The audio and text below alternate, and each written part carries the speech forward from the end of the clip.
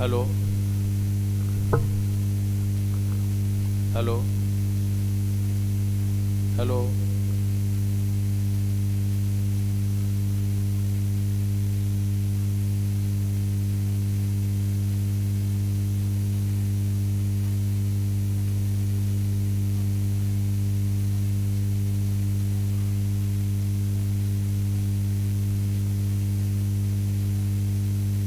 ठीक है।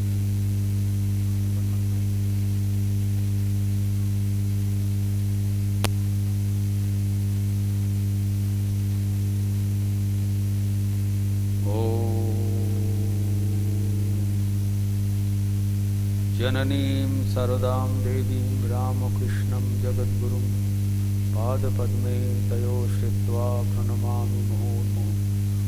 नमः श्रीजतिराजाय विवेकानन्दसूरये सच्चित्सुखस्वरूपाय स्वामिने तापहारिणे।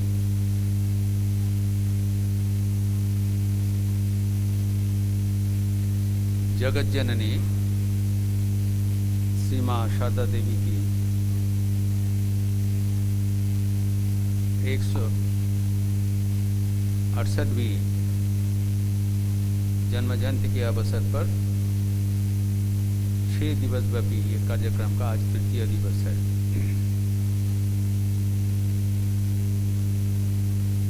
आज के विशेष अनुष्ठान एक गोष्ठी, a seminar on the 2 vital aspects of Sri Maa Sharda Devi. She was an embodiment of power and she was the model of education. ये 2 बिंदु पर चर्चा होगी। प्रथम विषय शक्ति दायिनी श्री माँ शारदा।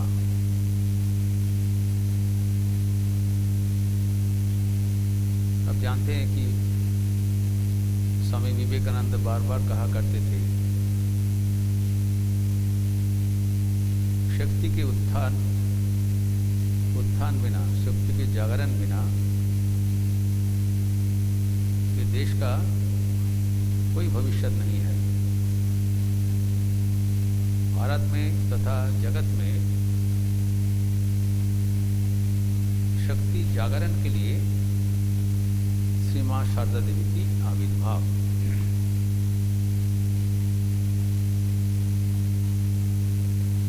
श्री माँ शारदा देवी बेस्टोर ऑफ स्ट्रेंथ आज के हमारे व्यक्तिगत जीवन में, पारिवारिक जीवन में, सामाजिक जीवन में, राष्ट्रीय जीवन में सबसे कमियां हैं शक्ति के अभाव। स्वामी विवेकानंद कहा करते थे, strength is life, weakness is death. ये विषय बहुत विशद है और आज के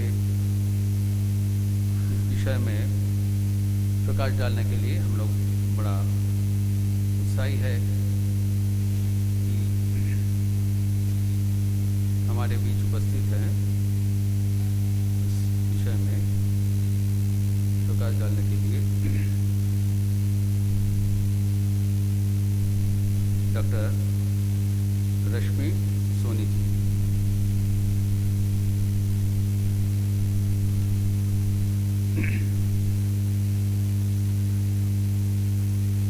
हम जानते हैं कि ये प्रोग्राम में जो प्रिंट हुआ है, doctor Rashmi Soni ji is a associate professor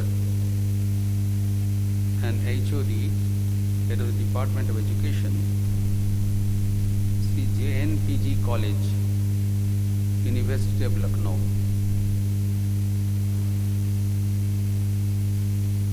और इसके साथ साथ She is the State Councillor for COVID-19,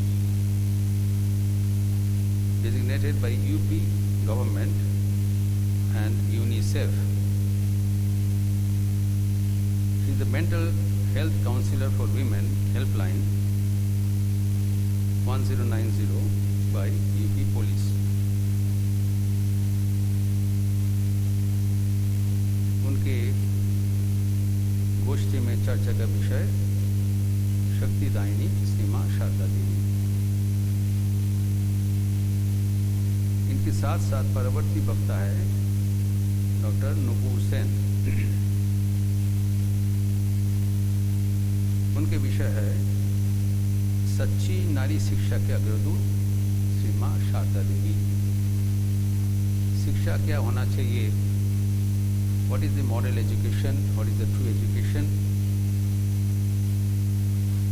ये हमारे परम सौभाग्य है कि स्वयं जगत जननी नारी शरीर धारण करके हमारे बीच आगमन करते हुए सच्ची नारी शिक्षा क्या होना चाहिए वो अपने जीवन में करके दिखाया एवं संदेश में भी प्रकाश डाला। इसके बारे में गुरुत्वपूर्ण ये विषय में प्रकाश डालेंगे डॉक्टर नुपुर सेन, जो कि x professor department of education, university of Lucknow, having 30 years of experience in teaching, research and working with government projects. बहुत ही पहुंचा हुआ नारी मूर्ति है। She gave presentations at Princeton University, USA, Oxford University, UK, visited Ramakrishna Mission, New York, USA on project. शिक्षा विषय में भी अपने जीवन का प्रोफेशनल लाइफ बिताया और ये हमारे बड़ा अवसर है कि दोनों ही वक्ता मठ के घनिष्ठ सेवक है, भक्त हैं एवं आध्यात्मिक मन से भी जीवित है। दोनों ही हमारे संघ से मंत्र दीक्षा प्राप्त किए हैं, माँ का आशीर्वाद प्राप्त किए हैं। तो professional excellence and spiritual inclination,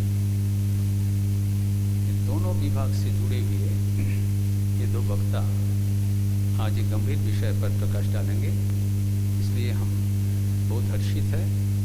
मैं पहले डॉक्टर रश्मि सैनी का आह्वान कर रहा हूँ, ये अपना विषय प्रस्तुत करें। डॉक्टर रश्मि सैनी।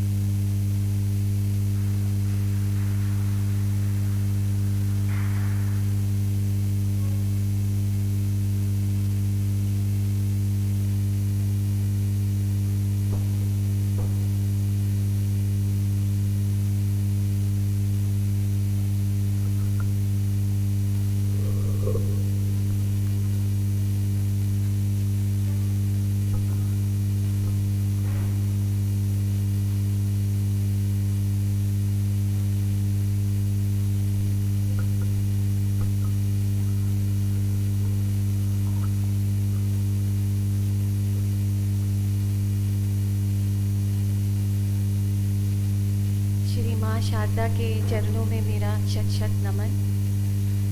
ठाकुर जी के चरणों में मेरा नमन प्रणाम।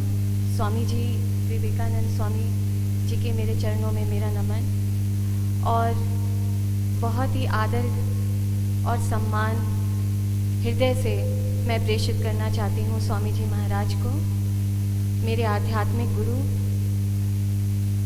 बल्कि मैं ये कहूँ मेरे लिए इस समय सब कुछ। स्वामी जी महाराज का मैं धन्यवाद देना चाहती हूँ। आज इस इतने सुंदर अवसर पर उन्होंने मुझे आमंत्रित किया, मुझे ये मौका दिया और सभा में उपस्थित मैं देख पा रही हूँ अंशुमाली शर्मा सर भी उपस्थित हैं हमारे बीच में। सर, आपका बहुत बहुत स्वागत और अभिनंदन, और आपका आशीर्वाद मुझे चाहिए। और यहाँ बैठे सभी लोगों को मेरा प्रणाम, और मेरे छोटे जो मेरे बच्चे बैठे हैं उनको मेरा बहुत सारा आशीर्वाद और प्यार। और यहाँ पे उपस्थित मेरी गुरु डॉक्टर नुपुर सेन मैम मेरी गुरु रही हैं, आज भी हैं। प्रत्यक्ष अप्रत्यक्ष रूप से मैंने उनसे बहुत कुछ सीखा है। उनको भी मेरा बहुत बहुत आदर, सम्मान और नमन। ऐसे मौके बहुत कम आते हैं जब गुरु और शिष्य, आध्यात्मिक गुरु भी हों और साथ में आपके जिन्होंने आपको पढ़ाया हो, ऐसे गुरु भी जब एक साथ एक स्टेज पर हों तो आपके लिए इससे बड़े गर्व और ऑनर की बात कोई हो नहीं सकती। तो एक बार मैं अपने गुरु के लिए और आध्यात्मिक गुरु स्वामी जी महाराज के लिए जोरदार तालियां आप सब बजा दीजिए। बहुत बहुत धन्यवाद। आज मौका बहुत सुंदर है। माँ के जन्म दिवस पर हम सब एकत्रित हुए हैं। इतने दिन के कार्यक्रम चल रहे हैं और आज मुझे जो आज्ञा मिली है स्वामी जी महाराज से कि शक्तिदायिनी श्री माँ शारदा देवी के विषय पर मैं आपसे कुछ बात करूं, कुछ शेयर करूं। जब किसी के बारे में, किसी संत महात्मा, किसी ऐसी आत्मा के बारे में जब बात करनी होती है तो इनके जीवन के जो अनुभव होते हैं, जो दृष्टांत होते हैं, जो प्रसंग होते हैं, हम मनुष्य केवल उनसे ही जो है अपने जीवन में कुछ आत्मसात कर सकते हैं, कुछ सीख सकते हैं, उनको जीवन में उतारने की कोशिश कर सकते हैं। तो अगर माँ के बारे में जानना है, माँ को समझना है और उनके गुणों को, दैवीय और सांसारिक गुणों को अगर अपने जीवन में उतारना है, तो मुझे लगता है कि स्वामी जी महाराज ने हमेशा हम लोगों को इंस्पायर किया, मोटिवेट किया है, प्रेरणा दी है कि हम इनके बारे में पढ़ें। बहुत सी पुस्तकें उपलब्ध हैं, हमें उनके बारे में पढ़ना चाहिए। और दूसरी बात कि जब हम इनके बारे में कहानियों के माध्यम से, इनके जीवन के अपने अनुभव और दृष्टांतों के माध्यम से जब हम इनको जानने की कोशिश करते हैं तो कहीं ना कहीं हमारे हृदय में हम उन क्वालिटीज़ को, उन गुणों को अपने अंदर अवतरित करने की कोशिश करते हैं। तो आज मुझे ये जो मौका मिला है, मैं आपके साथ, जब माँ की बात आई तो इसके पहले भी स्वामी जी महाराज ने मुझे कई बार मौका दिया कि मैं सिस्टर निवेदिता के बारे में, माँ के बारे में, स्वामी जी के बारे में आपके बीच में खड़े होकर बहुत कुछ बोलूँ। तो जब ऐसा मौका मिलता है तो आप पढ़ने पे उतरते हैं, आप उनको और जानने में उतरते हैं। तो माँ की स्नेह छाया में एक पुस्तक है माँ की, ये आपने देखा होगा ज़रूर। इसको मैंने पूरा अध्ययन किया, माँ की बातें अध्ययन किया, छोटी छोटी पुस्तकें माँ के ऊपर उसका अध्ययन किया, कुछ नोट्स बनाए और उन्हीं नोट्स को, क्योंकि हम मनुष्य, या अगर मैं अपनी बात कहूँ तो मैं इस लायक नहीं हूँ कि इतने बड़े संत आत्मा के बारे में मैं बात करूँ, मैं उस काबिल नहीं हूँ। हाँ, लेकिन ये ज़रूर है कि माँ को पढ़कर, और जब माँ शब्द अपने आप में आ जाता है तो फिर आँखों से अश्रु ही बहते हैं। और हमेशा जब भी मैंने उनके बारे में पढ़ा तो मन में एक पावर, एक शक्ति, एक दैवीय शक्ति जो है उसकी अनुभूति और अनुभव हमेशा मुझे हुआ है। और मैं आपके साथ उसको लेकर मैं आपके बीच में आई हूँ। और शुरुआत में करना चाहती हूँ एक प्रार्थना से, श्री माँ को प्रणाम करते हुए। कृपां कुरु महादेवी सुतेषु प्रणतेषु च, चरणाश्रयदानेन कृपामयी नमस्तुते ते। लज्जा पटावृते नित्यं सार्धे ज्ञानदायिके, पापेभ्यो नः सदा रक्ष कृपामयी नमस्तुते। हे महादेवी, हे माँ, अपने प्रणत पुत्रों पर कृपा करो। हे कृपामयी, अपने चरणों का आश्रय प्रदान करो। हम तुम्हें प्रणाम करते हैं। हे ज्ञानदायिनी शारदा, तुम निरंतर लज्जा के आवरण से आवृत हो। हे कृपामयी, तुम निरंतर पापों से हमारी रक्षा करती रहो। हम तुम्हें प्रणाम करते हैं। जय माँ।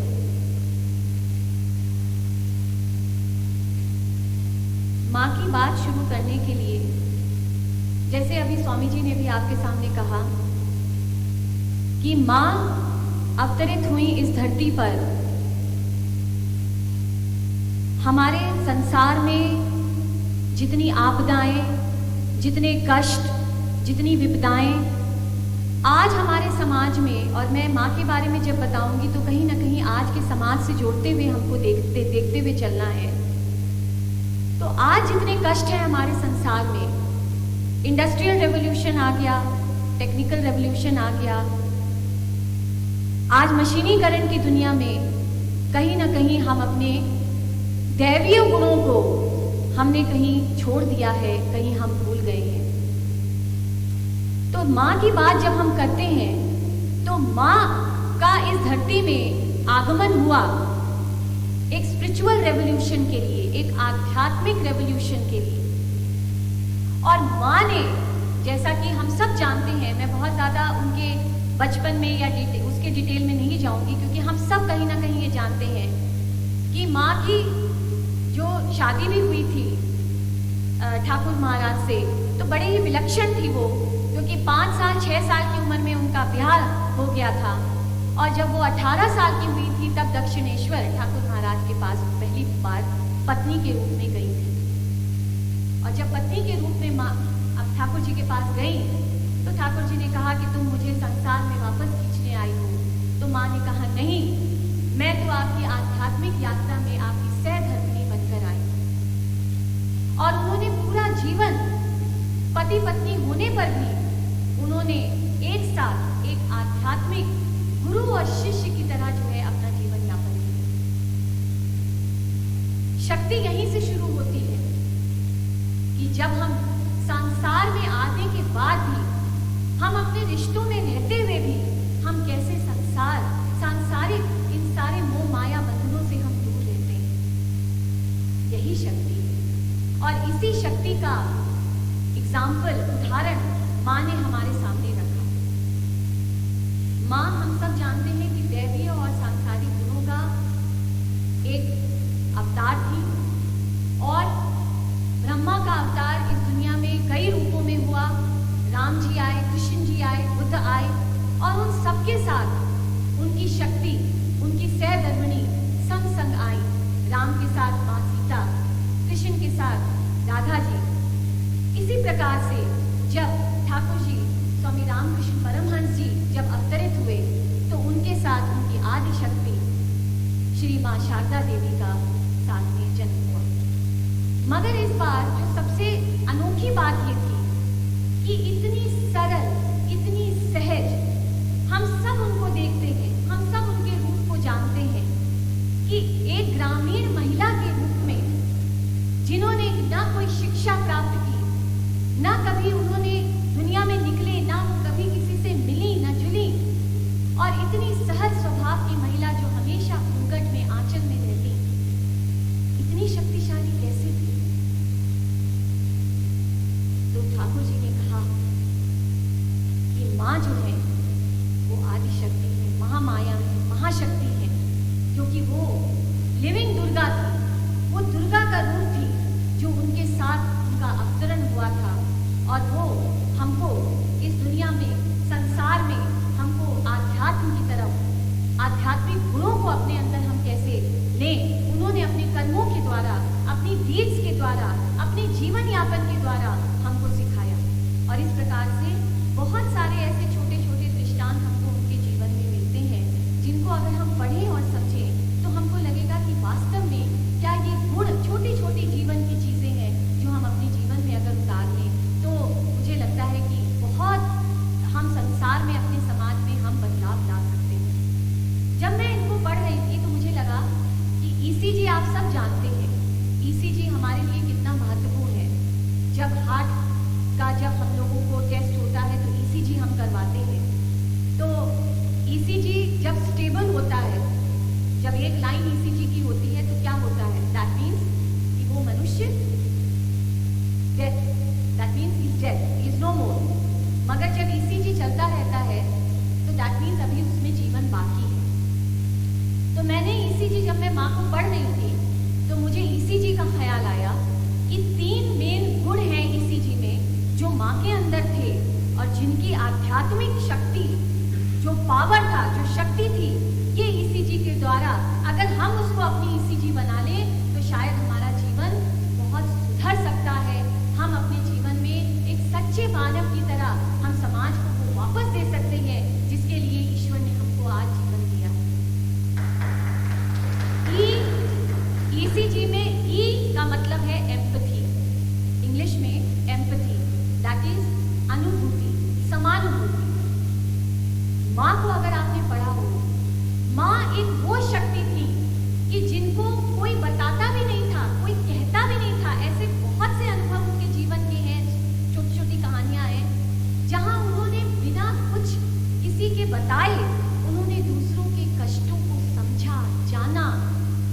जब जयराम बाटी हो या उद्बोधन घर जो माँ का घर कहलाया जाता था, या कोलकाता में बेलूर मठ में भी जब उनके पास जो लोग रहते थे, जो भक्त रहते थे, चाहे पुरुष हो या नारी हो, कोई भी उनके पास आता था, कोई भी अपना दुख लेकर आता था, उनका हृदय जो है वो इतना भर जाता था तकलीफ से, दुख से, दूसरों का दुख उनको अपना दुख लगने लगता था और वो कुछ भी कर गुजरती थी दूसरों का दुख दूर करने की। मुझे याद आता है एक दृष्टांत कि उनके घर पर कोई महिला अपने परिवार के साथ रहने आई और जब वो अगले दिन जब जाने लगी और जब वो चली गई, बाद में उन्होंने देखा कि उस महिला की साड़ी तो सूखती रह गई तार पे और वो महिला साड़ी नहीं लेके गई। माँ इतना परेशान हो गई, इतना दुखी हो गई, कहती है हाय मेरी बच्ची चली गई और अब वो कल जब सुबह जब नहाकर आएगी, अपनी साड़ी ढूंढेगी तो उसकी साड़ी नहीं मिलेगी, वो कितनी दुखी होगी। मैं कैसे तुझ तक, मेरी बच्ची, मेरी बेटी, मैं कैसे तुझ तक ये साड़ी पहुंचाऊं।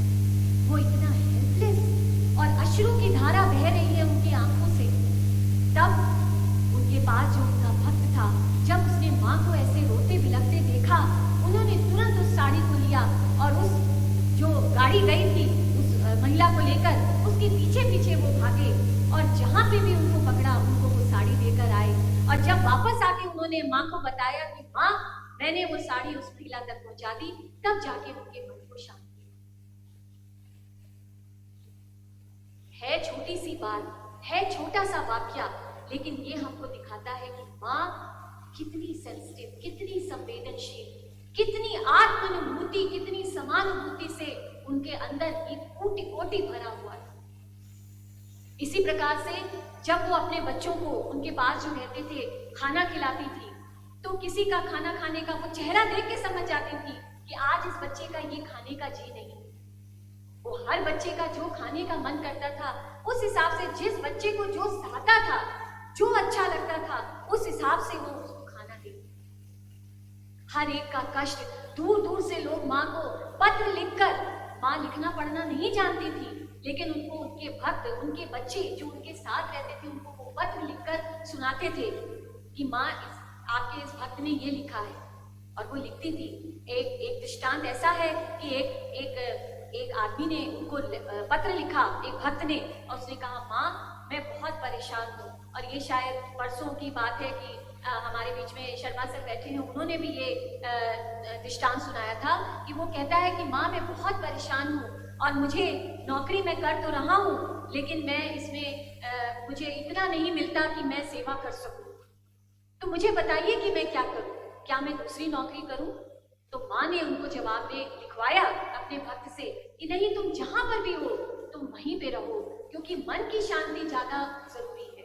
पैसा इतना इम्पोर्टेंट नहीं है, इतना महत्वपूर्ण नहीं है, क्योंकि दूसरी नौकरी जब तुम करने जाओगे तो मालूम नहीं किस तरीके का वहां पे तुमको माहौल मिले, कैसे लोग मिले, जहाँ पे तुम्हारा मन का, आत्मा का सुकून खो जाए। ऐसी नौकरी करने से कोई मतलब नहीं।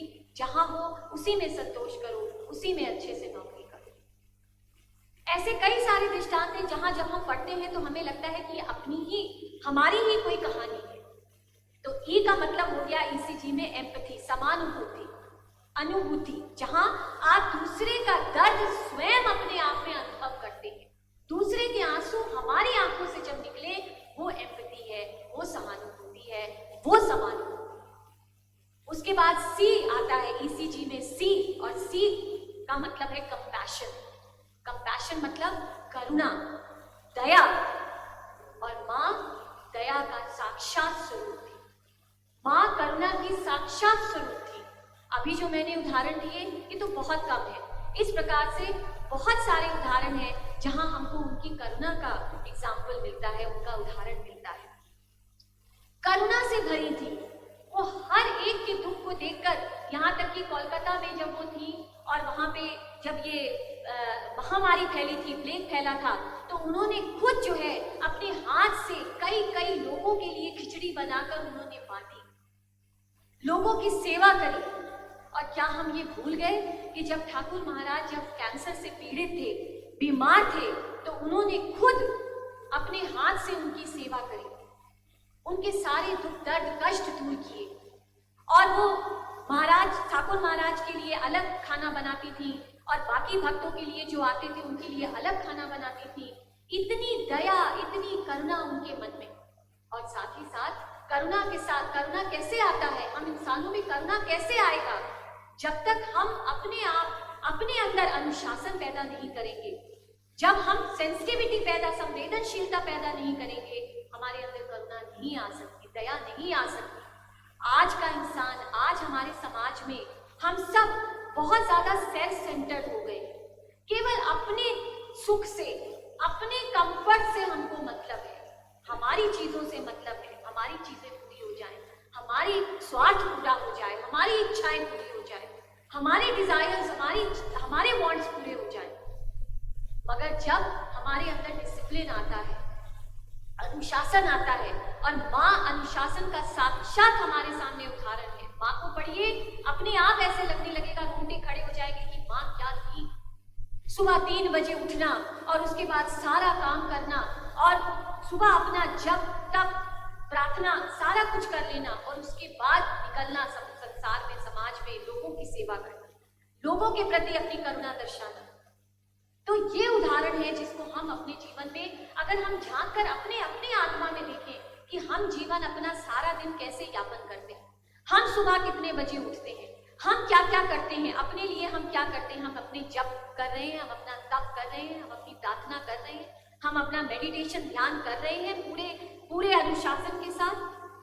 और फिर हम समाज में निकलते हैं और पूरा दिन बीत जाने के बाद रात में सोने से पहले हम एक बार पलट कर ये देखते हैं कि आज मैंने किसकी मदद करी, किसको करुणा दिखाई, किसको दया करी। तो ये है शक्ति, ये करुणा की शक्ति है, ये दया की शक्ति है। विडंबना ये है आज हमारे जीवन में, आज हमारे संसार में, समाज में ये कहा जाता है कि जो दयावान है, जो करुणा दिखाता है, वो शायद कमजोर है। जो दान देता रहता है, जो दक्षिणा देता रहता है, वो कमजोर है, उसको बहुत शक्तिवान नहीं माना जाता है।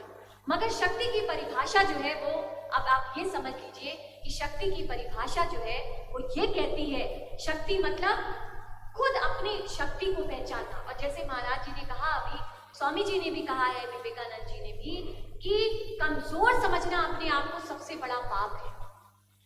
तो माँ शक्ति की जो स्वरूपिणी है, जो माँ जो एक रूप है हमारे सामने शक्ति का, वो स्पेशली हम नारियों के लिए, जो आज समाज में हम नारियों के ऊपर, जो हमारी बच्चियों के ऊपर, जो हमारी महिलाओं के ऊपर जो अत्याचार हो रहा है, ये वो उदाहरण है कि अगर हम इनको पढ़ें और इनके गुणों को अपने अंदर आत्मसात करने की कोशिश करें, तो मजाल नहीं कि आज समाज में कोई इंसान, कोई पुरुष खड़ा हो जाए और वो आपकी लज्जा को, आपकी इज्जत को कोई ताक पे रख दे। वो शक्ति हमारे अंदर है, वो शक्ति और कहीं से नहीं आएगी। हम जितनी बड़ी बड़ी गोष्ठियां कर लें वुमेन एम्पावरमेंट पर, महिला सशक्तिकरण पर, लेकिन वो शक्ति हमारे अंदर है। हम अगर खड़े हो जाएं उस शक्ति के साथ, माँ के आशीर्वाद के साथ, माँ की शक्ति के साथ, तो किसी की मजाल नहीं कि हमारे ऊपर उंगली उठाकर देख सके। तो आज जरूरत है हम माओं को, हम गुरुओं को, हम टीचर्स को, कि हम अपनी जो हमारी बच्चियां हैं उनको माँ के बारे में पढ़ाएं। आज हमारे स्कूल और कॉलेज में सिस्टर निवेदिता, माँ शारदा देवी, मदर टेरेसा, इनके बारे में कौन पढ़ाता है? कौन बताता है हमारे बच्चों को? हमारे घरों में, परिवारों में कोई बताता है कि बेटा माँ शारदा थी, वो ये थी, उनके अंदर ये गुण थे, वो इतनी शक्तिशाली थी, वो इतनी अनुशासन प्रिय थी? कोई बताता है? सिस्टर निवेदिता के बारे में कोई बताता है? मैं बड़े दुख के साथ ये बात आज आपसे कह रही हूँ। आज जरूरत है एक आध्यात्मिक रेवोल्यूशन लाने की। ये आध्यात्मिक लोग स्पिरिचुअलिज्म को नहीं समझ रहे, स्पिरिचुअलिटी को नहीं समझ रहे।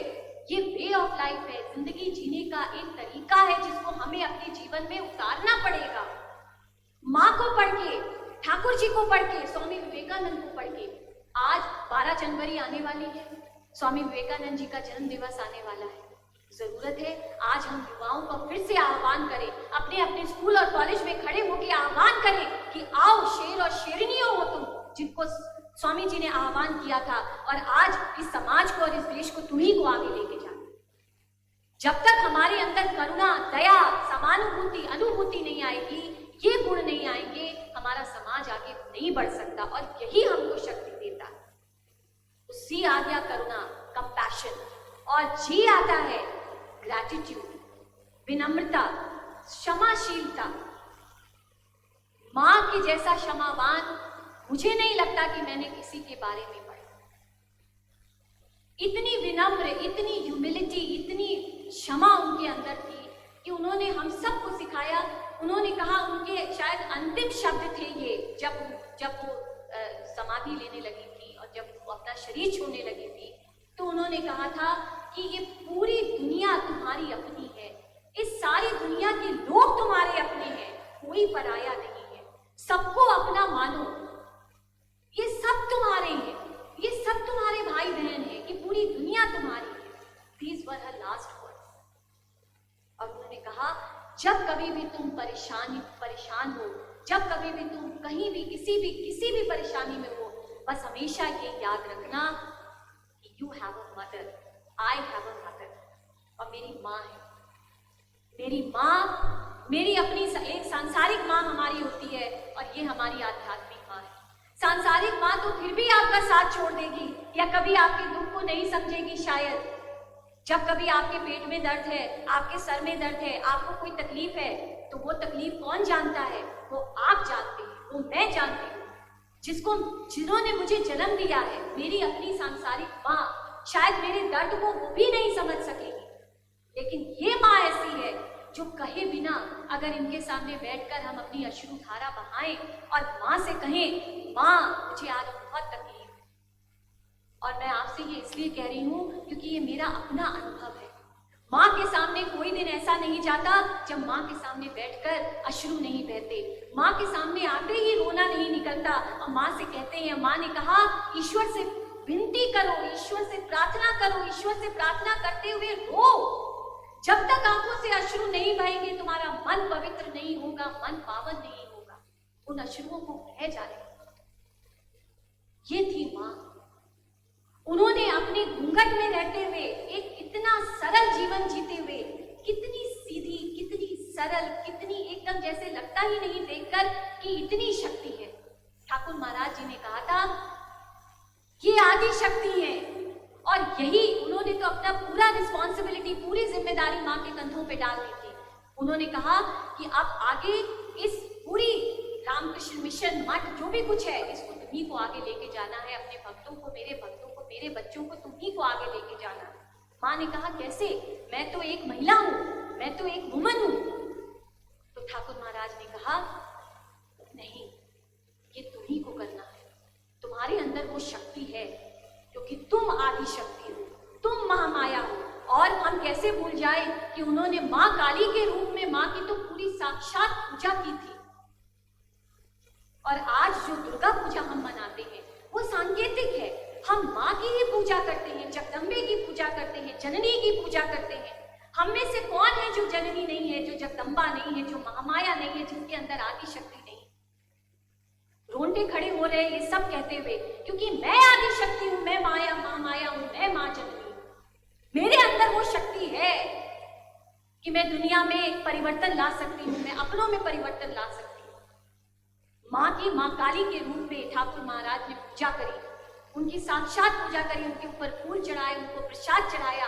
और वो दिन था जब उन दोनों के जीवन में परिवर्तन आ गया और वो एक ही प्लेटफॉर्म पे आ गए, एक ही प्लेटफॉर्म पे, और दोनों गुरु हो गए, साक्षात गुरु हो गए। स्वामी ब्रह्मानंद जी का एक दृष्टांत है, और वहां वो कहते हैं, मैंने कहीं लिखा भी है, लिखी बहुत सी बातें हैं, लेकिन तो उसमें उन्होंने, स्वामी ब्रह्मानंद जी कहते हैं कि जो बहुत ही जो भक्त जो होते थे, जिनको हम लोग समझा नहीं पाते, जो ठाकुर महाराज जिनको समझा नहीं पाते थे, जिनको हैंडल नहीं कर पाते थे, उनको वो माँ के पास भेज देते थे कि भाई मैं तेरा कुछ नहीं कर सकता, तू माँ के पास जा। और माँ के पास जाते ही जो है बस माँ की शक्ति, माँ का अमृत रस, उनके अंदर की जो शक्ति थी वो अमृत रस ऐसा कुछ बहता था कि वो मनुष्य, वो मानव, वो जो इंसान था, वो जो भक्त था, वो अपने आप उसमें परिवर्तन हो जाता था। ऐसे कई दृष्टांत सुनाने बैठेंगे तो बहुत टाइम हो जाएगा। तो स्वामी ब्रह्मा जी ने कहा कि जितने नॉटी लोग होते थे, जो बहुत नटोरियस होते थे, जिनको हम नहीं समझा सकते थे, उनको हम माँ के पास देते थे, तो माँ उनको समझा देती थी और बस अपने अमृत रस से, शक्ति से उनके अंदर वो परिवर्तन ले आती थी। तो इस तरह से हम देखते हैं कि माँ के अंदर ऐसे ही बंगला ग्रंथ में, एक मैं आपसे शेयर कर रही हूँ, बंगला ग्रंथ में श्री रामकृष्ण कुंती के श्रद्धेय लेखक को स्वामी विवेकानंद जी ने व्यक्त होकर निर्देश दिया था कि ग्रंथ में ठाकुर के साथ साथ माँ की भी स्तुति करो। तो उन्होंने कहा था शक्ति को छोड़कर भगवान की उपासना नहीं हो सकती। तो जब तक शक्ति नहीं तब तक हम भगवान की पूजा प्रार्थना नहीं कर सकते। तो तभी ग्रंथ में लेखक ने उसको जोड़ा। फिर बाद में ये 2 लाइनें जोड़ी थी, जय माता श्याम सुता जग जननी, राम कृष्ण भक्ति दात्री चैतन्य दायिनी।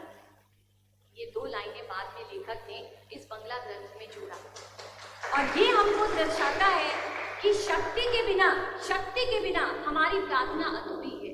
तो माँ की पूजा तो अवश्य होनी है और बिल्कुल होनी चाहिए। उसके बाद मैं आपसे जरूर एक आध दृष्टांत जरूर शेयर करूंगी माँ का। एक बार ऐसे ही एक माँ के उद्बोधन, माँ का घर जो था उद्बोधन, उसमें जो है जैसे बाहर से भक्त आते थे तो माँ के लिए सामान लाते थे, कुछ राशन पानी है, चावल है, दाल है, इस तरीके से, और कोसों कोसों दूर से वो अपने जो है सर पे लेकर आते थे, बोझा लाद के लेकर आते थे और इतना थक जाते थे। और उसके बाद जो है फिर कई बार ऐसा होता था कि लाए और फिर उसके बाद उनको लगा कि नहीं ये कम है, तो फिर वो दोबारा जाते थे, फिर दोबारा लेकर आते थे।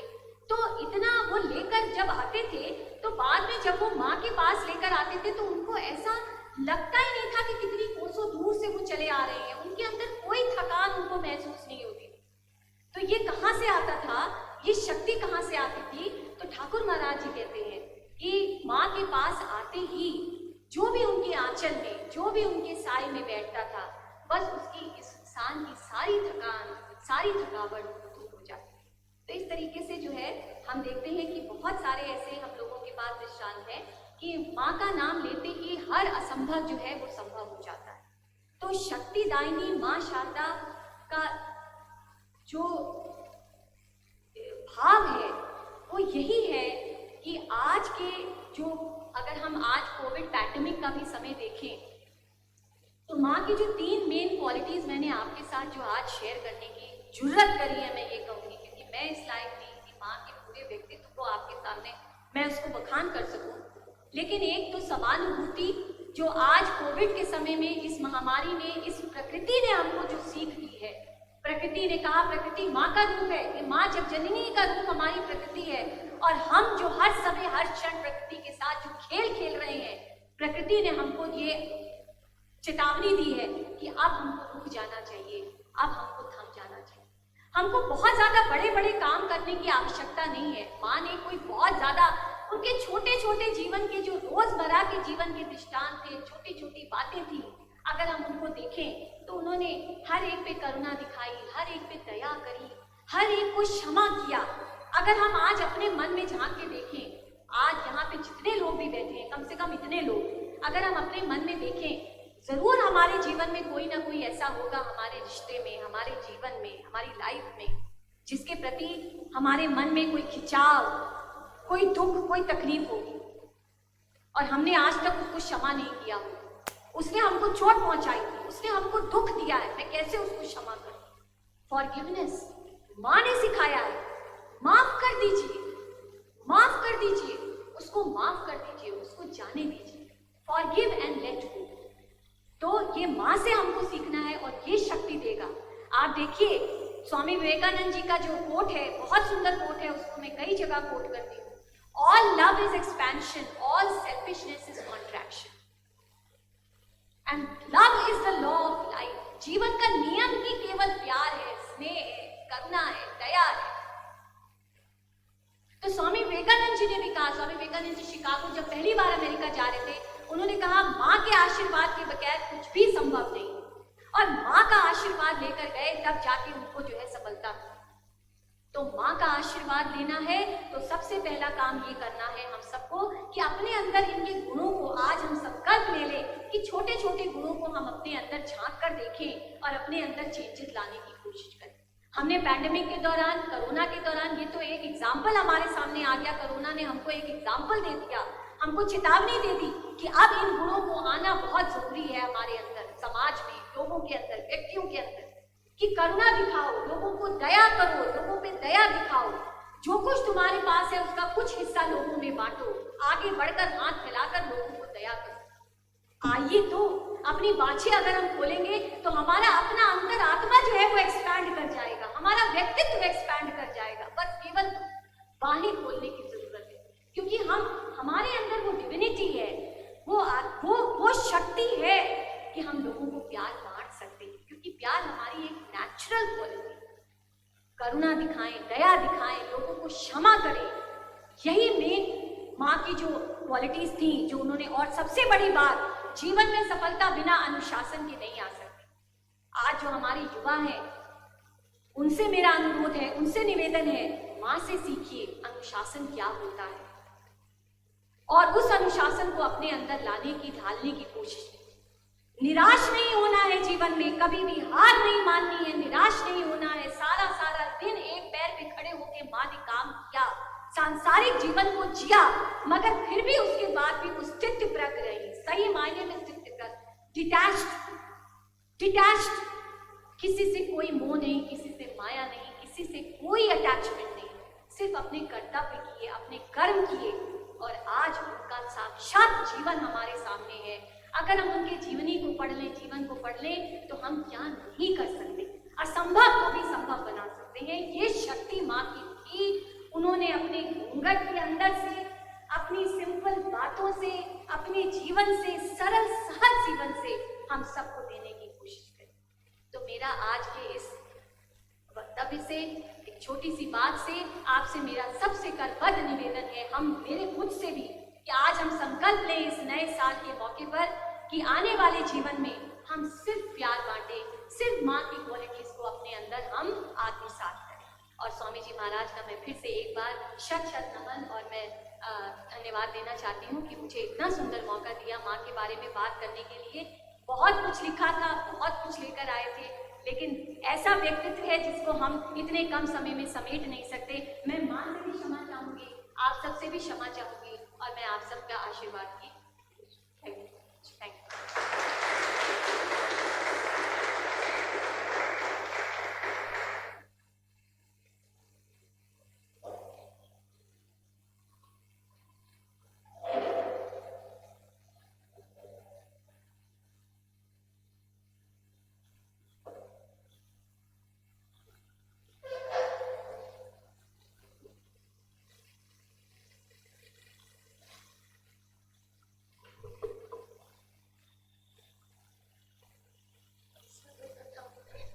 सर्वप्रथम श्री माँ शारदा देवी को शत शत नमन। श्री रामकृष्ण देव व स्वामी विवेकानंद जी को मेरा सादर प्रणाम।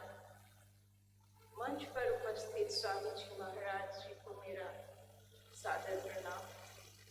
सभागार में उपस्थित सभी दिग्गजजनों, गुणी भक्तजनों को मेरा सादर प्रणाम। आभासी जगत से जुड़े, YouTube के माध्यम से जुड़े हुए सभी गुणी भक्तजनों को बहुत बहुत अभिनंदन एवं मेरा सादर प्रणाम। डॉक्टर रश्मि, मेरी सहवर्ता, आपका बहुत बहुत अभिनंदन। और आपका वक्तव्य, आपकी प्रस्तुति बहुत ही सुंदर, बहुत ही प्रशंसनीय रही। डॉक्टर रश्मि मेरी एक विदुषी छात्रा रही और अब एक विद्यालय में विभाग अध्यक्ष है। इससे गर्व की बात और क्या हो सकती है एक टीचर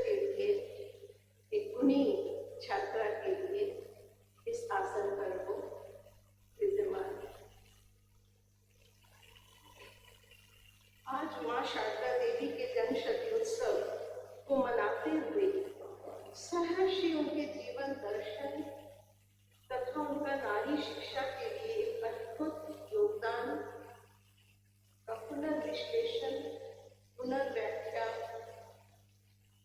के अनुचिंतन, अनुपालन करने का निश्चित रूप से एक समय आ गया। 19वीं शताब्दी अर्थात 1853 में माँ का जन्म हुआ। एक तत्कालीन भारतीय बंद समाज में उनका जन्म हुआ था।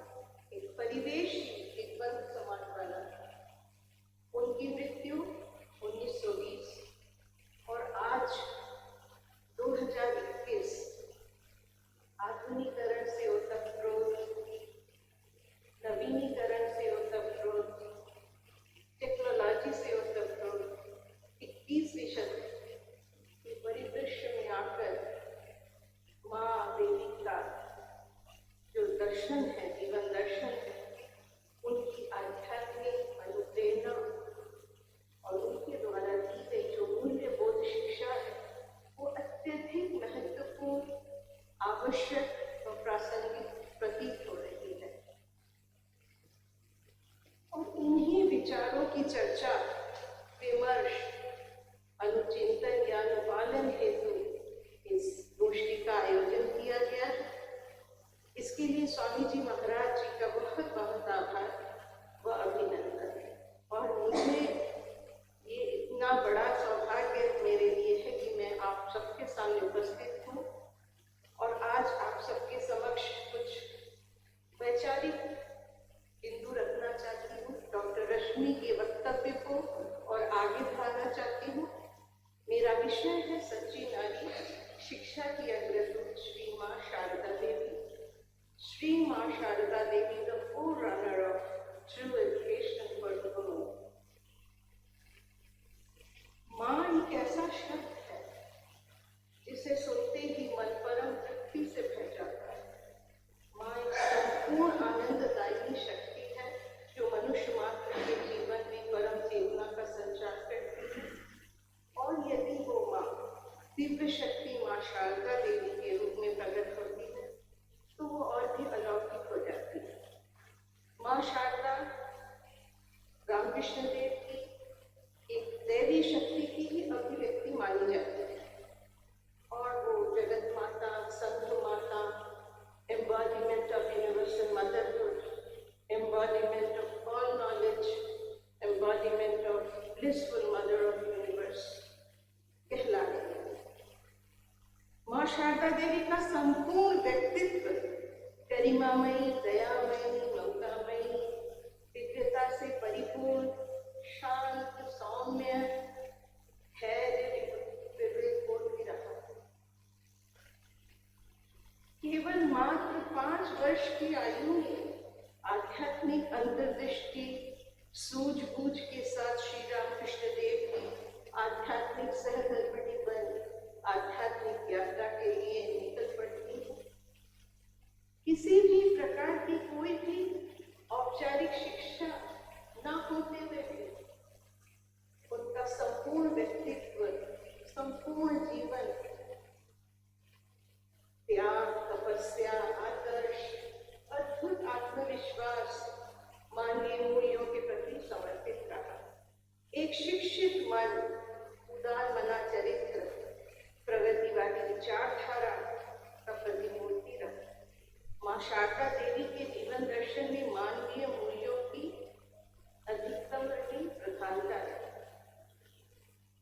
आज जब हम सब लोग नारी जागरण, नारी सम्मान, नारी शक्तिकरण आदि के नए नए नामों से परिचित हो रहे हैं तो माँ शारदा के सार्वलौकिक, सार्वभौमिक, सार्वकालिक दर्शन में सर्वोपरि नारी शिक्षा, नारी मन, नारी अभिव्यक्ति, नारी चेतना, नारी स्वाभिमान, नारी गौरव का सर्वप्रथम स्थान रहा।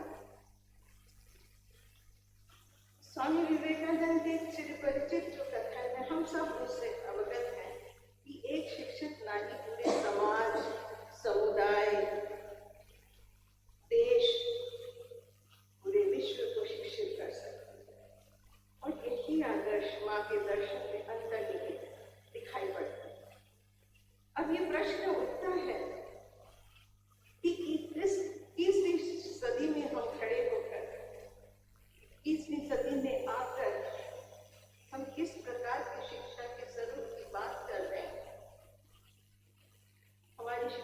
कैसी होनी चाहिए। हम देख रहे हैं कि हम धनवान बनने की दौड़ में धैर्यवान बनना भूल गए हैं। इसका उत्तर कहाँ से मिलेगा?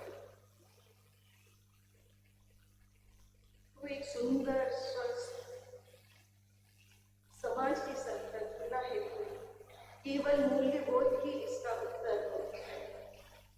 और इसके लिए हम देखते हैं औपचारिक शिक्षा, अनौपचारिक शिक्षा दोनों ही बहुत महत्वपूर्ण है। परिवार, विद्यालय, समाज, समुदाय, देश, प्रत्येक की अपनी अपनी भूमिका है।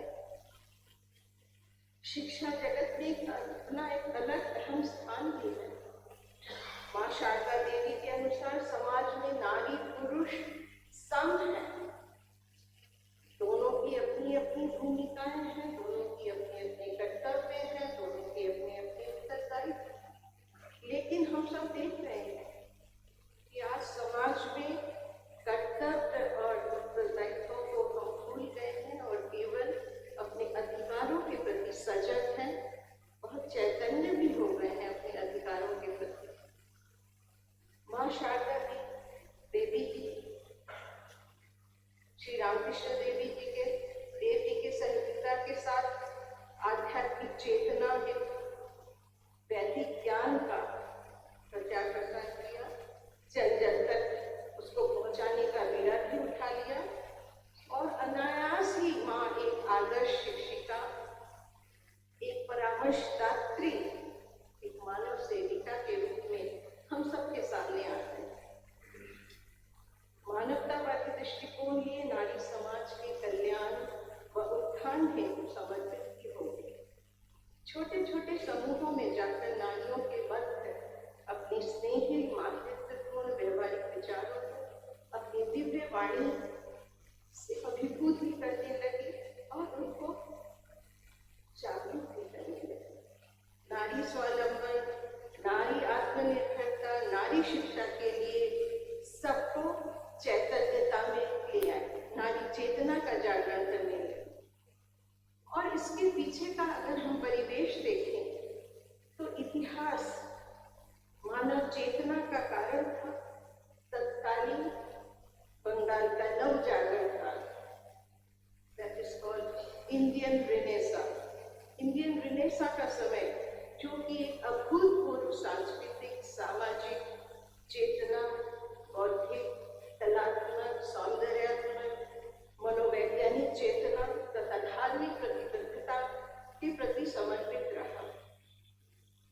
जहाँ एक तरफ समाज अशिक्षा, अंधविश्वास, मानसिक संकीर्णता की गहरी अनदेखाई थी, तो दूसरी तरफ महान लोक प्रवर्तकों, समाज सुधारकों, महान चिंतकों की एक लंबी पंक्ति थी। और इस पंक्ति में श्री रामकृष्ण देव, राजा राम मोहन राय और श्री माँ शारदा देवी अग्रगणी रहे और ये सब प्रोफेट्स ऑफ न्यू इंडिया बन गए।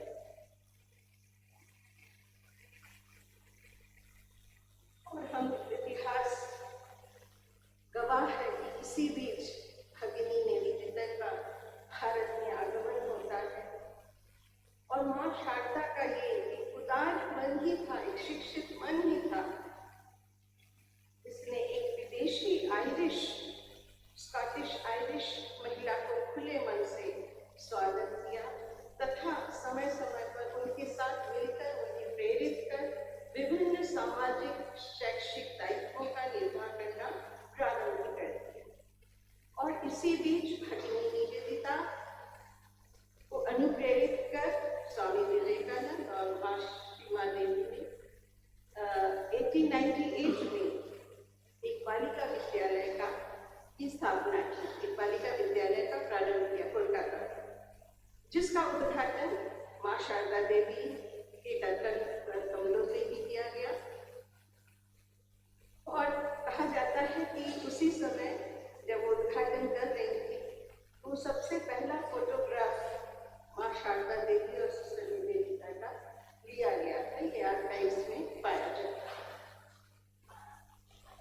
माँ शारदा के पास जब भी कोई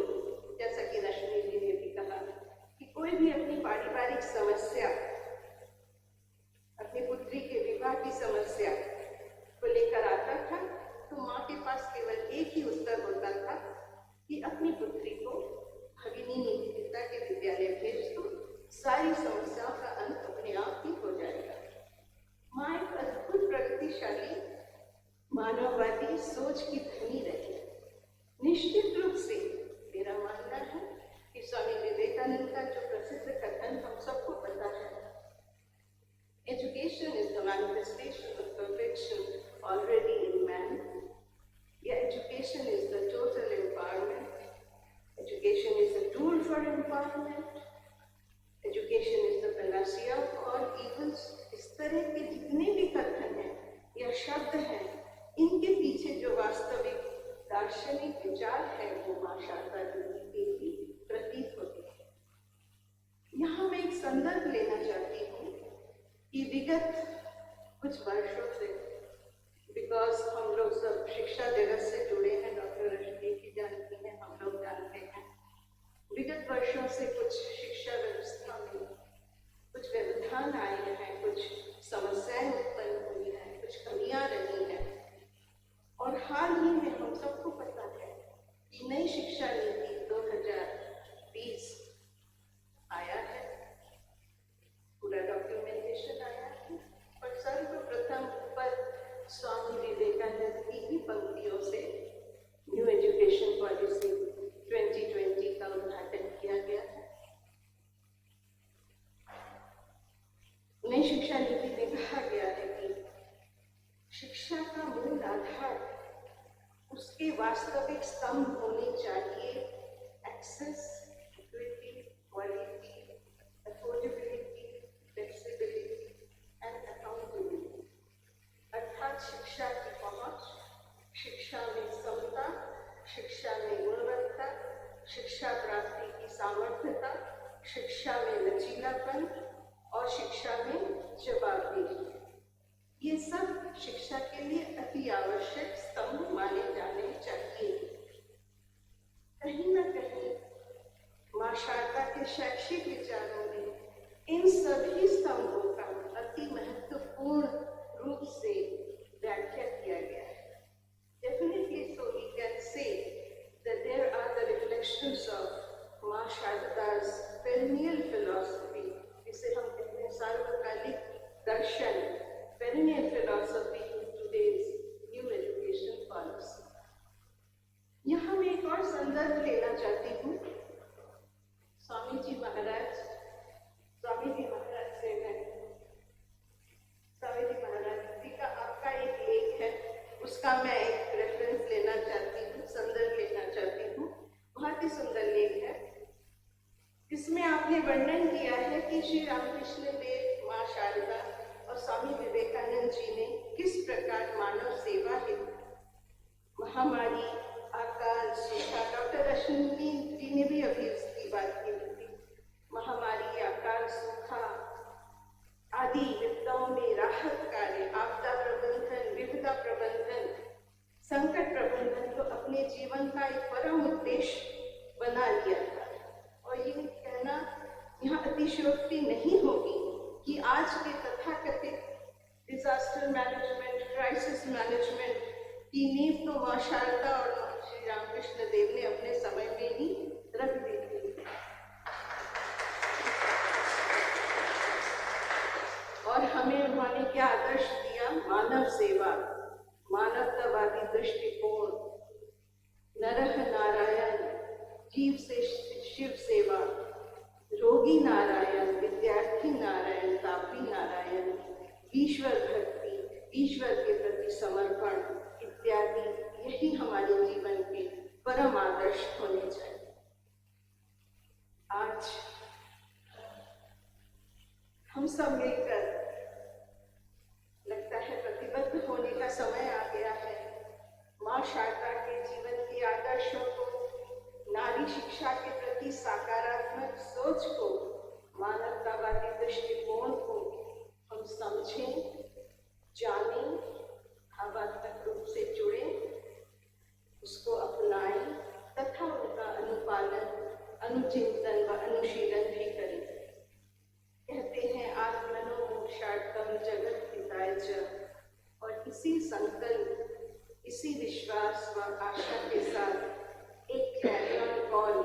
शंखनाद उद्घोष सच्ची नारी शिक्षा की अग्रदूत श्री श्री माँ शारदा देवी को शत शत नमन।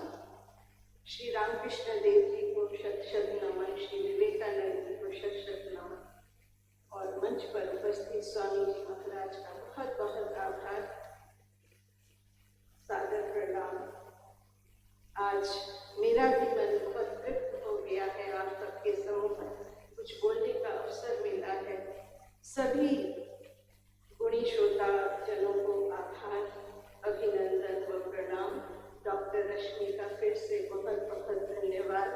और फिर आशा करते हैं फिर भविष्य में ऐसे मौके फिर आएंगे और फिर हम अपने कुछ वैचारिक बिंदुओं को सामने रखेंगे आपके सामने।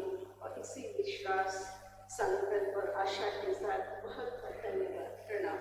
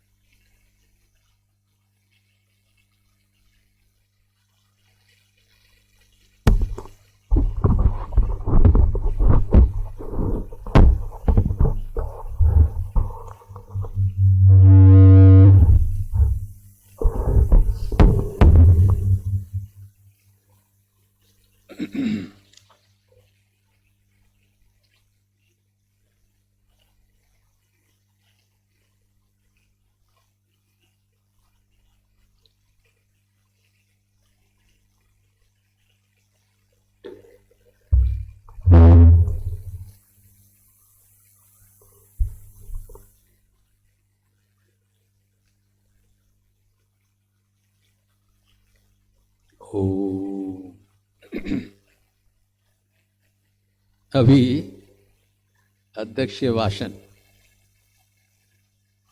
आज की गोष्ठी में अभी दो रोचक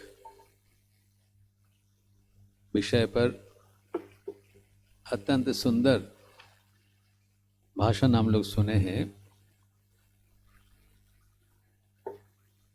माँ के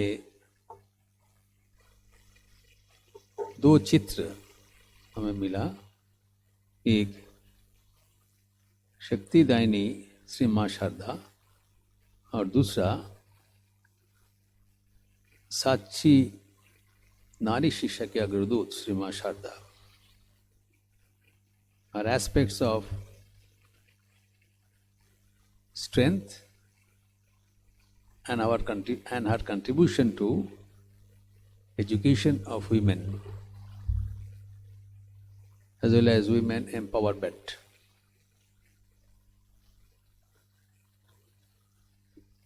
हम देखे हैं कैसे रश्मि सोनी जी एक अनूठा फॉर्मूला के माध्यम से माँ का शक्ति का स्रोत उत्स बताया। Through a medical equipment, ECG instrument, electrocardiograph, जो कि हृदय कंपन को उसका अनुसरण करके प्रकाश करते हैं। Measures the vibration of the heart. और उन्होंने व्याख्यान किया, E stands for empathy, सहानुभूति, C stands for compassion, करुणा या दया, एवं G for gratitude, क्षमा या कृतज्ञता। अगर ये तीन गुणावली किसी के भीतर समावेशित होता है तो उनको हार्ट अटैक नहीं होगा, क्योंकि उनके जो भावनाएं, चिंतन इतने नियंत्रित होगा, संतुलित रहेगा, तो उनके जीवन सफल होना अनिवार्य है। वैसे ही डॉक्टर नुपुर सेन ने बताया कि माँ का जीवन से उनके अनूठा शिक्षा हमें मिलता है। मानो as if her life was a textbook for modern education. It's a combination of ancient values and modern achievements. हम देखते हैं पहले जो शक्तिदायिनी श्री मां शारदा का जो विषय है, ये सुविदित है कि जगत में शक्ति को प्रतिष्ठा करने के लिए मां की आविर्भाव है।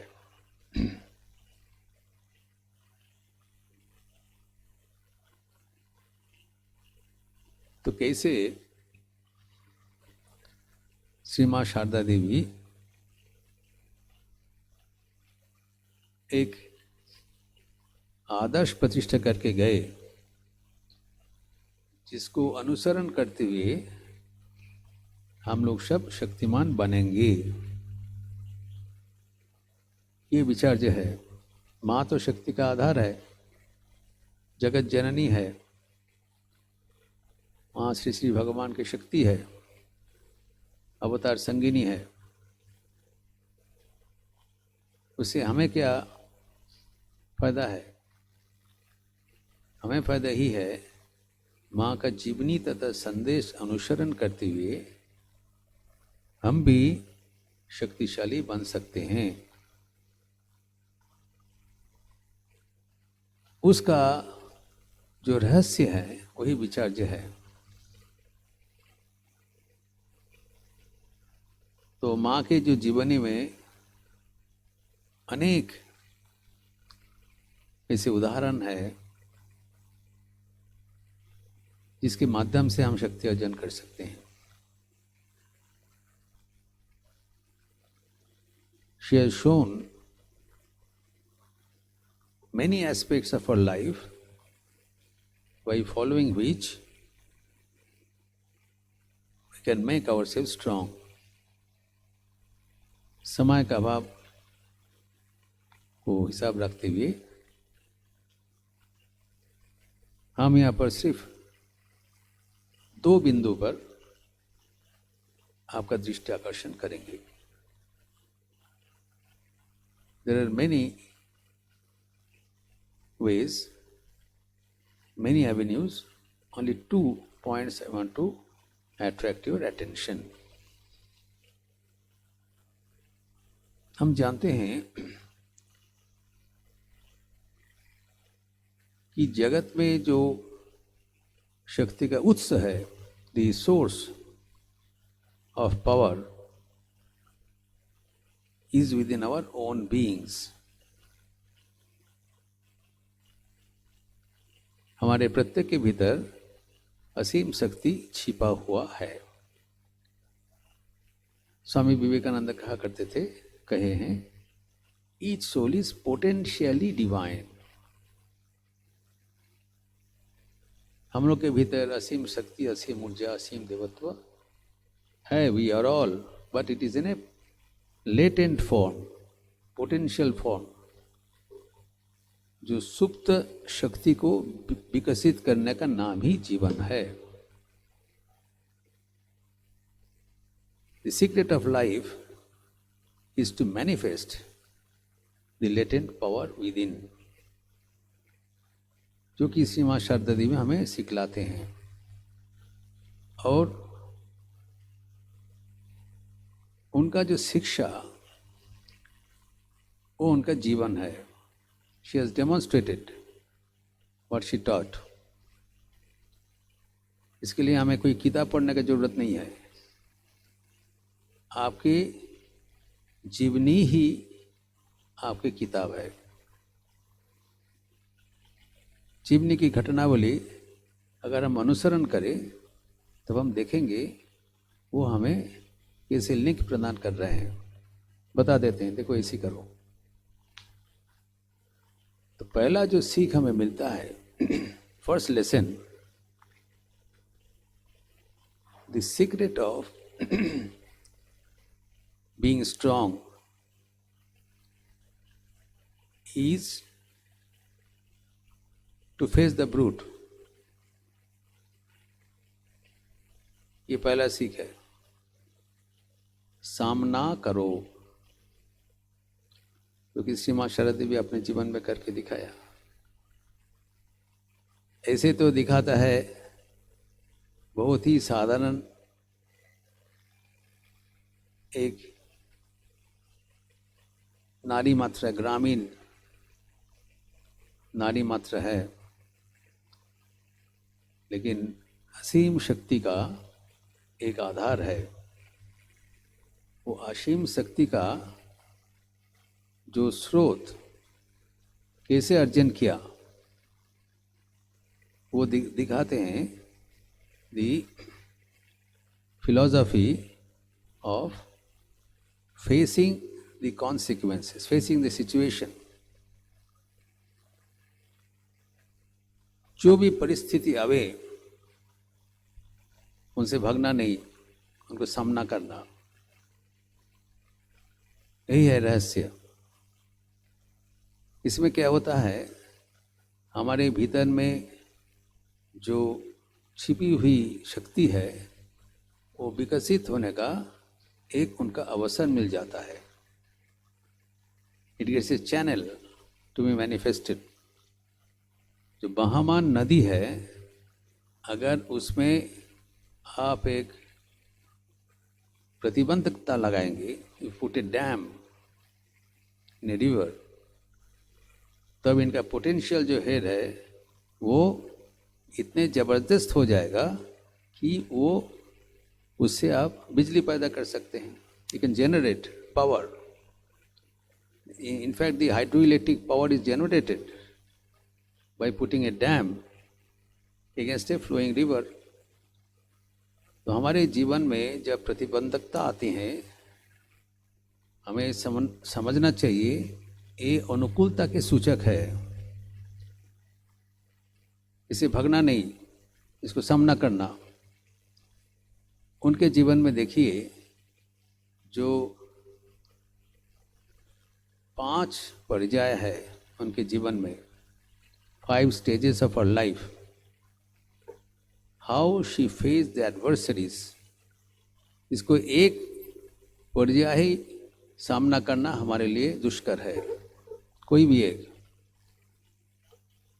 बचपन से अंत जीवन तक एक का बाद एक लगातार प्रतिकूल परिस्थिति को सामना किया, सहजता से हंसते हुए और प्रतिकूलता को अनुकूलता में परिवर्तित करते हुए। This is the secret art to transform the adversaries into our benefit of life. तो ये क्या क्या उसका देखिए, थोड़ा से हम अवलोकन करें।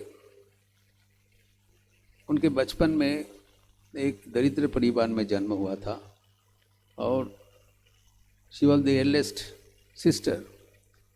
From very childhood she had to take care of her young brothers and sisters. और शारीरिक नाना कायिक परिश्रम करना पड़ता है, खेत में काम करना पड़ता है, तो बच्चे को देखभाल करना पड़ता।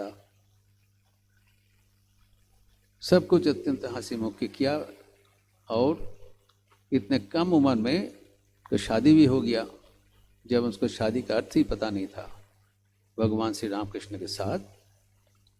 और कुछ दिन बाद पता चला कि उनके पति सुनाई पड़ा एक पागल है, क्योंकि दिन रात भगवान भगवान करते हैं, कभी नंगा होकर घूमते हैं। तो ये सब उनके कान में गया।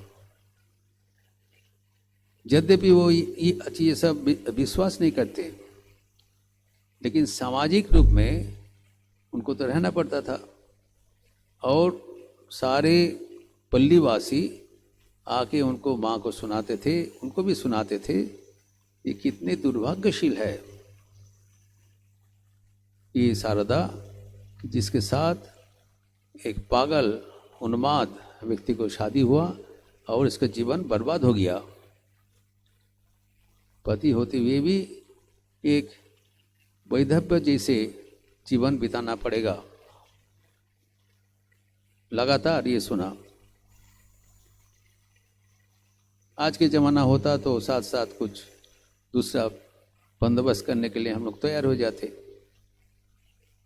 लेकिन श्री माँ शारदा धैर्य सहकार ये सब सुना और अपने को तैयार किया ताकि वो कैसे ऐसे उन्माद पति को सेवा कर सके और उनको सहज रूप से परिवर्तित कर सके। She was preparing herself in these adversaries to gain more strength to face the situation equally. और आखिर में जब आके देखा तब आश्चर्य हो गए कि ये कैसे उन्माद होगा, ये तो नरश्रेष्ठ है। तो हम जब परिस्थिति प्रतिकूल होता हम क्या होता है, घबराहट हो जाते, और घबराहट होके हम लोग एक विपरीत हमें कोई कुछ कर लेते हैं, वो गलत है। Let us have patience, perseverance and face the situation, and we will find the situation will turn in a positive direction. नेतिवाचक परिस्थिति को इतिवाचक परिस्थिति में परिवर्तित करने का नाम ही जीवन है। यही शक्ति का उत्सव है। हर पल हमें शक्ति अर्जन करना चाहिए, हमारे अपने जीवन से, अपनी परिस्थिति से, बाहर से नहीं। द्वितीय अवस्था देखिए, जब पति के साथ उनका रहने का अवसर मिला, तो इसी दैवी जीवन है। पति के साथ थोड़ी दूरी से उनका नहावत में रहना पड़ता था।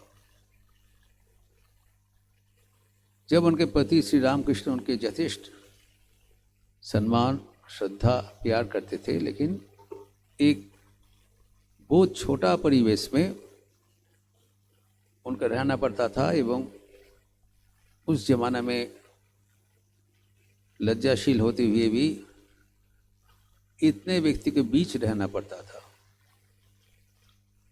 She had no privacy of her own, not even a toilet where she could go during the daytime.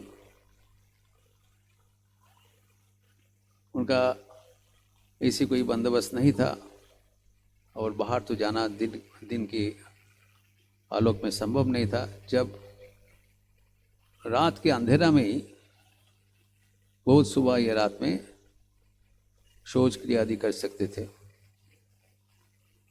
और ये करते हुए उनका पेट का बीमारी भी हो गया। तभी कभी शिकायत नहीं किया। और इतने छोटा कमरा में वो नहावत खाना जिसे कहा जाता है, शनाई बजाने की जगह है। वो कोई मकान नहीं है, कोई उसमें दरवाज़ा नहीं है, कोई खिड़की नहीं है, एक बैठ के बजाने की जगह है। जब आरती होती है मंदिर में, तब शनाई बजाने का एक स्थान किया है। उसमें उनका रहने का अच्छा स्थान मिला, क्योंकि वह दूसरा कोई रेजिडेंशियल कमरा उसके लिए थे नहीं। उसी के चारों ओर चटाई लगा के और उनका रहने का बंदोबस्त, एक ही कमरा है, वही उनका बेडरूम है। That is kitchen, that is dining place, that is living room, everything, और ऑल्सो गेस्ट रूम। जब महिलाओं को आते थे इस कमरा में वो रहा करते थे। ना कोई बिजली है, ना कुछ पानी का बंदोबस्त है इस कमरा में, और चारों ओर इतना शोरगुल चल रहा है। उनके भीतर एक शांत आनंद का दिया जलाते हुए वो कहा करते थे, सर्वदा हृदय में एक शांति का घर प्रतिष्ठित था। अशांति क्या है मैं जाना ही नहीं। देखिए कितने परिस्थिति जो प्रतिकूल है उसमें कैसे अनुकूलता में परिवर्तन कर लिया, कैसे हृदय का अंतर्निहित शक्ति को प्रकाशित करती हुई।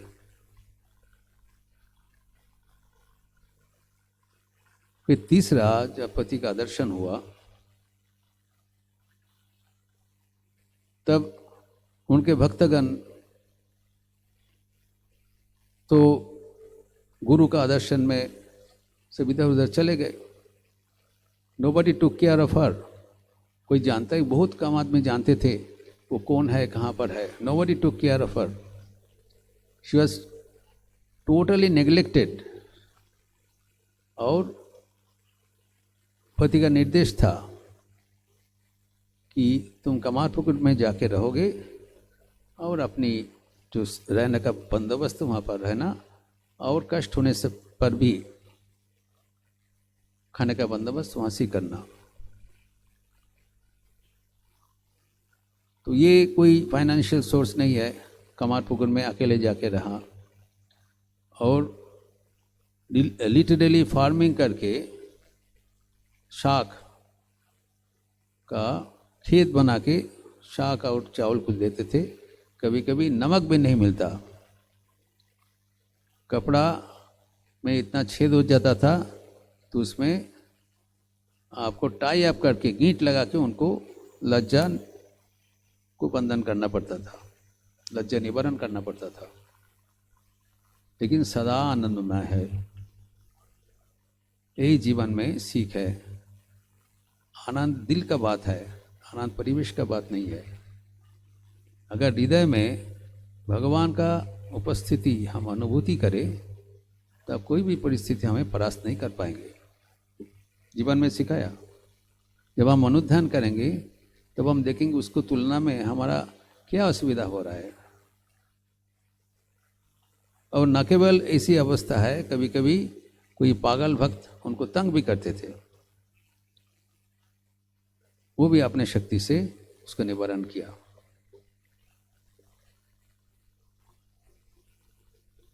चतुर्थ देखिए, जब भक्तगण को उसको परिचय मिल गया कि माँ इतना कष्ट में है, उनको ले आया।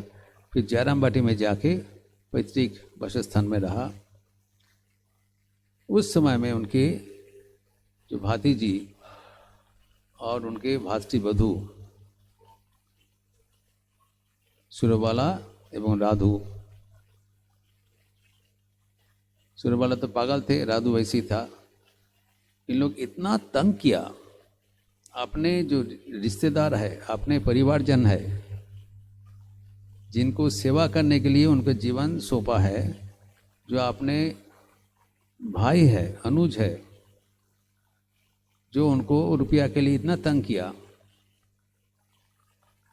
इतने जो प्रतिकूल परिस्थिति, कोई भी पागल बन जाएंगे, लेकिन सदा हास्यमय इसको मुकाबला किया। और पंचम जब उद्बोधन में आखिर में आके उपस्थित हुआ, तब वहाँ पर भक्तगण चारों ओर से सुबह शाम उनके इतना तंग किया। माँ कहा करते थे कि ये एक पागल होने का नाते है, क्योंकि जो भक्तगण आते थे उनके पाप हरण करना पड़ता था, और कोई कोई उनको प्रणाम करने से उनका इतना जलन होता था तो फिर गंगा पानी से किसी हालत से पैर धोकर रहना पड़ता था। तो जब किसी ने पूछा कि आपको जब इतना जलन हो रहा है, भक्तगणों को इनका तंग में आपको असुविधा हो रहा है, अब बंद क्यों नहीं कर देते हैं? Why don't you stop?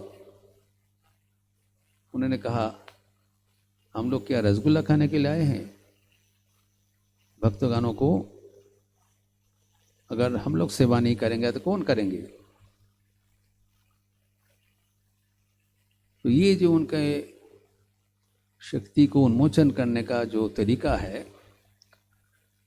पहला तरीका है सामना करो, फेस द सिचुएशन। कभी भगो नहीं, कभी हटो नहीं।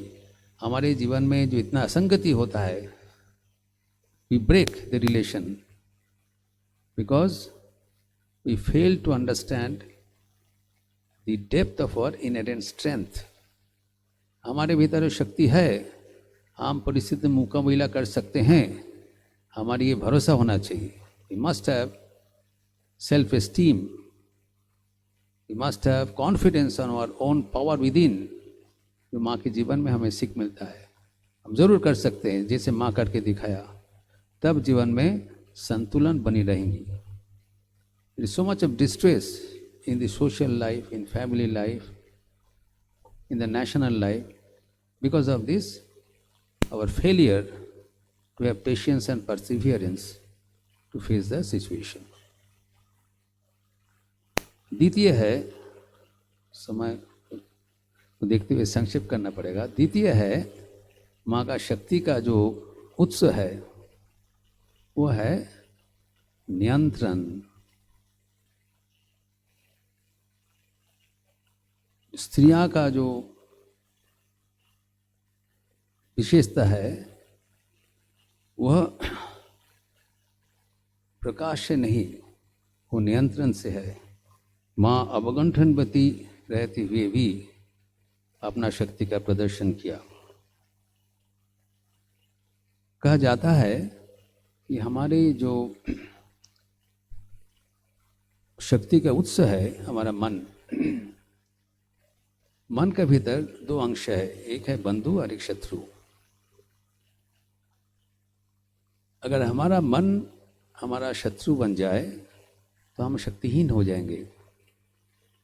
अगर हमारा मन हमारा बंधु मित्र बन जाए तो हम शक्तिवान रहेंगे। तो भगवद गीता में कहा गया है, आत्मैव ह्यात्मनो बंधु आत्मैव रिपुरात्मनः। हमारा मन ही कभी शत्रु बनता है, कभी मित्र बनता है। कैसे? बंधुरात्मात्मनस्तस्य जिनात्मैवात्मनाजितः। जिसका मन अपने नियंत्रण में है वो हमारा बंधु होगा और बराबर हमारा शक्ति का स्रोत बनेगा। It will be a source of strength. My own mind will become a source of strength if it is under control.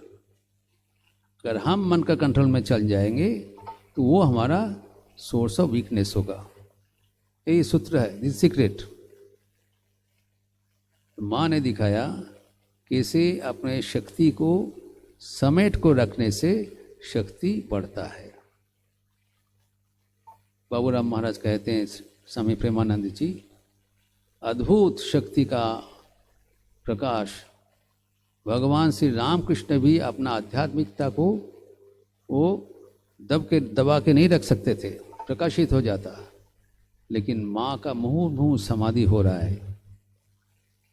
जो जहर का स्पर्श से हम लोग जल के खाक हो जाएंगे, वही स्पर्श, वही जहर अवलीला से पान करते हैं और आपने का शक्ति को सीमित रखते हुए, समेट को रखते हुए शक्ति का प्रकाश दिखा रहा है।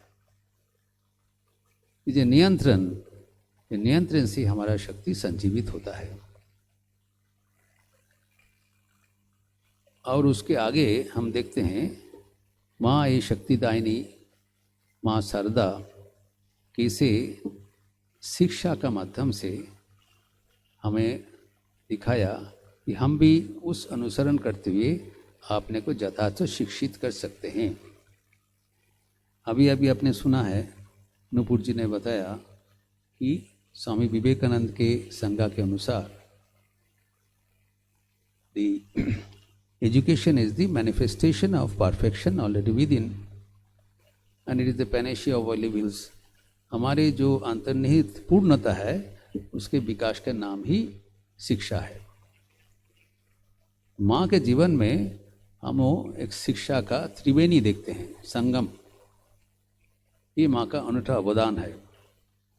वो संगम है एंशिएंट, मॉडर्न एंड इटर्नल। ये तीनों का संगम है माँ का जीवन में।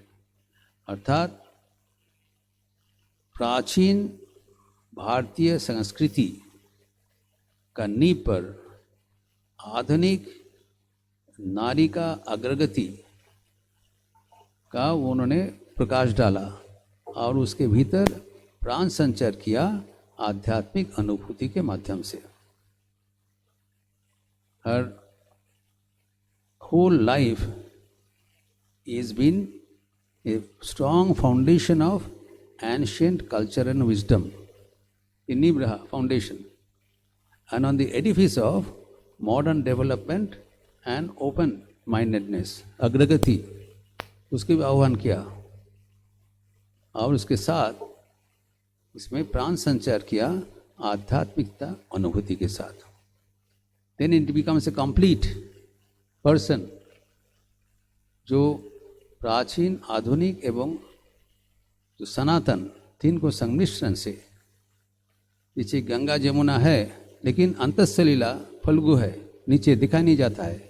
वो आध्यात्मिकता नीचे रहेगा, आध्यात्मिक अनुभूति, वो प्रकाशितव्य नहीं है, प्रकाश करना नहीं है। फल्गु नदी को दिखाई नहीं जाता है, गंगा जमुना दिखाई जाता है। आधुनिक एवं प्राचीन वो संगम है, लेकिन नीचे भी अंतःसलीला फल्गु होना चाहिए। ये तीनों चीज आपने जीवन में करके दिखाया और त्रिवेणी संगम से माँ का जो शिक्षा का प्रक्रिया वो हमारे सामने प्रस्तुत है। तो अभी माँ का जो शक्ति का उद्बोधन, माँ का जो शिक्षा की प्रक्रिया, ये अगर हम जीवन में अनुसरण करें, जीवन में याद रखें एवं जीवन में अपनाएं, तब हमारा जीवन सार्थक हो जाएगा, सफल हो जाएगा, आनंदपूर्ण हो जाएगा। इसी शब्द के साथ हम वाणी का विराम देना चाहते हैं।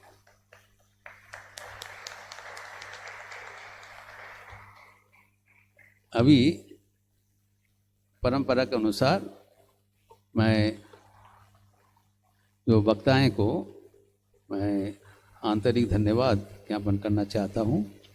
ये आज की संध्या में अत्यंत रोचक प्रसंग करते हुए हम सबको माँ के ओर ले गए और अब सबके ओर से इन लोगों को औपचारिक भेंट प्रदान किया जाएगा।